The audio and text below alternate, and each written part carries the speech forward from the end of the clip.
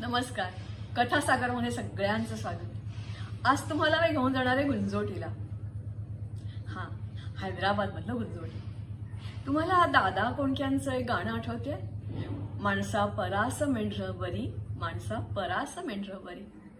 ही story ऐकल्यानंतर तुमच्या ओठावर शब्द येतील, माणसा परीस वांद्र बरी, माणसा परीस वांद्र बरी. तीच वांद्र ज्यांना हनुमानाचा अंश मानला जातो. त्यांनी नेमकं काय केलं जे माणसालाही अशक्य ते सहज शक्य करून दाखवलं? कसं ते ऐकूया या स्टोरीमध्ये. चला तर मग गुंजोटीला हैदराबाद स्टेट याचा मुक्तीसंग्राम सुरू होता. मात्र हे फक्त पॉलिटिकल फ्रीडम नव्हतं, तर हे होतं धार्मिक स्वातंत्र्य. त्या संदर्भातली ही गोष्ट. ही वानरं म्हणजेच हनुमानाचे वंशज, त्यांनी माणसाला जे अशक्य होतं ते सहज शक्य करून दाखवलं. जेव्हा त्यांचा अभिमान दुखावला गेला. आर्य समाजाचं एक मंदिर गुंजोटी इथे होतं. त्याच्यावर ताबा मिळवला तर रझाकारांनी, आणि बघता बघता या मंदिराच्या जागी मशीद उभी राहिली, मिनार, घुमट. मात्र वानरांनी ही मशीद उद्ध्वस्त केली आणि अर्थातच 9 सप्टेंबर नंतर लगेचच 13 सप्टेंबरला भारतीय लष्कराचे रणगाडे या गुंजोटी गावात शिरले. अर्थातच हा भाग होता ऑपरेशन पोलोचा, म्हणजेच भारतीय आर्मी आणि एअरफोर्स यांनी चारही बाजूनी हैदराबादवर हल्ला चढवला.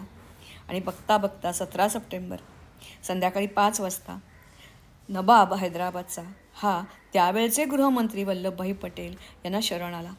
या हैदराबाद मुक्तीसंग्रामात आर्य समाजाचा रोल खूप मोठा होता, मात्र तो दुर्लक्षित केला गेला. हा केवळ पॉलिटिकल नव्हे, धार्मिक लढा असल्यामुळे काँग्रेस थोडी बॅकफूटवर होती. मात्र आर्य समाज ही हिंदूंच्या संघटना, ती खूप महत्त्वाचं काम तिने केलं. अनेक सत्याग्रही पकडले गेले, तुरुंगात डांबले गेले, कोणाकोणाला मारलं गेलं, कित्येकांची संपत्ती लुटली गेली.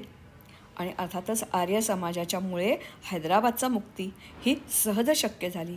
त्याची थोडीशी ही कथा. 15 ऑगस्ट 1947ला भारत स्वतंत्र झाला, पण हैदराबाद, त्याचा नवाब आणखीन खवळला.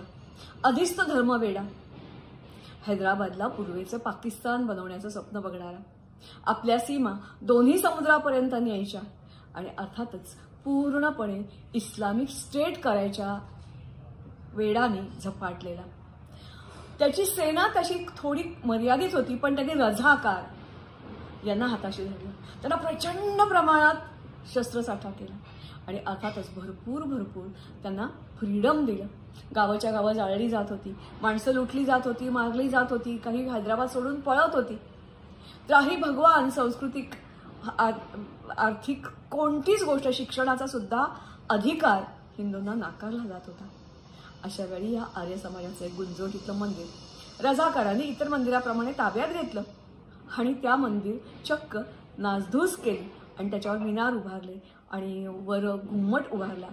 आतल्या मंदिराच्या ठिकाणी मशीद केली आणि अत्यंत वाईट प्रकारे त्या सगळ्या मशीद केल्यानंतर अत्यंत वाईट प्रकारे तो सगळा परिसर घाण केला. एक दिवशी हे सगळे रझाकार बाहेर मोकळ्यावर बसून आपली बंदूक साफ करत होते.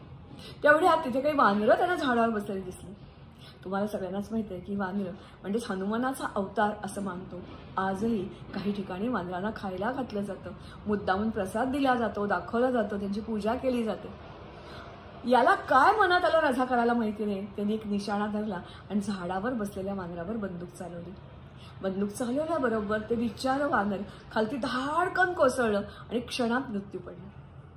हे बघताच बाकीच्या सगळ्या वानरांनी कलकलाट केला आणि क्षणात ती सगळी गायब झाली. मात्र गायब झाली ती परत येण्यासाठी 3-4 दिवसांची गोष्ट, 1-2 नव्हे, तर पहिली जिथे वानरं होती त्याच्या कित्येक पट वानरं चारही बाजूनी गुंजोटी गावात शिरली. गुंजोटी गावात त्यांनी हाहाकार माजवला, पण या मशिदीच्या वर उभारलेले घुमट आणि मिनार होते ते नष्ट केले, आत शिरकाव मिळवला आणि अर्थातच आपलं मंदिर पुन्हा मुक्त केलं. मला असं वाटतंय त्यावेळेला माणसांना जे अशक्य होतं ती गोष्ट वानरांनी करून दाखवली. हे सगळं घडत होतं 9 सप्टेंबर 1948ला. बरोबर जणू काही त्यांनी एक काय म्हणतो आपण त्याला शुभशकून त्यांनी दाखवलेला होता की तुमचं धार्मिक स्वातंत्र्य तुम्हाला परत मिळणार आहे. मग पाठोपाठ रणगाडे शिरले 13 तारखेला आणि 17 तारखेला स्वातंत्र्य मिळालं. मग हे जे रझाकार होते, काहींना अटक झाली, काहींना सोडून दिलं गेलं, काही जण लपून बसले. तसे याही ठिकाणी गुंजोटी ज्यांनी ताबा घेतला होता रझाकारांनी, ते कुठे गायब झाले त्याचा पत्ता लागला नाही. एक मात्र खरं की आर्य समाज पुन्हा एकदा मंदिर झालं. मशीद पाडून टाकली गेली, मात्र ती कोणी टाकली, कोर्टात नको जायला, वर्षानुवर्ष खटला चालायला नको, काही क्षणात न्याय लावून दिला, न्याय लावून टाकला. तो म्हणजे या वानराने, हनुमानाचे वंशज. ही खरी गोष्ट आहे. हैदराबाद मुक्तीसंग्राम नावाची पुस्तकं जी अनेक आहेत त्याच्यामध्ये मला ही गोष्ट मिळाली. तुम्ही पण ती वाचू शकता, गुंजोटीमधल्या लोकांना विचारू शकता आणि सत्यता पडताळून पाहू शकता.